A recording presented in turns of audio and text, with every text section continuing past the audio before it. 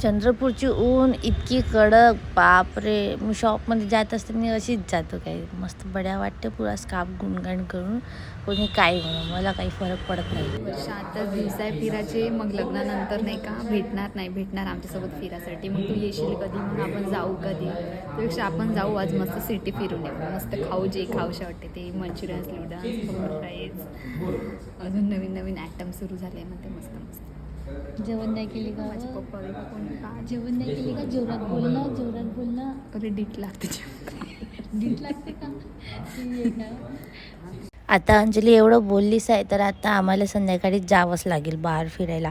तर मग आम्ही संध्याकाळी जासाठी निघालो. पण त्याच्या पहिले शॉपमध्ये दादाचे फ्रेंड्स आले, तर दादा त्यांना फ्रूट ज्यूस देत होते. तर मग अंजली पण देऊ लागत होती. मग शॉप बंद करत असताना आम्ही निघालो. आणि तेवढ्यात आले होते कबीर, वहिनी आणि एक श्रद्धा होती. ते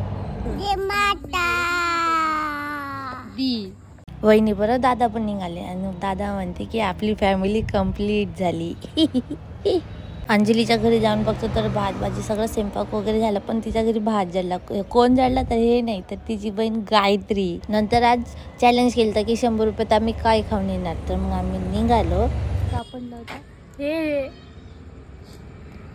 म्हणतो खिशात ठेवा, नाही ठेवत ना. आज निघताना इतका लेट झाला की आम्हाला काहीच मिळत नव्हतं खासाठी. तर आम्ही खूप फिरलो. मग रामाळा तलावापाशी राहिलो, पण तिथेही काहीच नाही मिळालं. तेवढ्यात माझी बहीण म्हणते, मला पाणी तरी द्यावं प्याले वा. इथं कुठे पाणी आहे? कसे म्हणले मला. फायनली डिसाईड केला. मग आम्ही मोमोज खाल्लो आणि त्याच्यानंतर कुल्फी.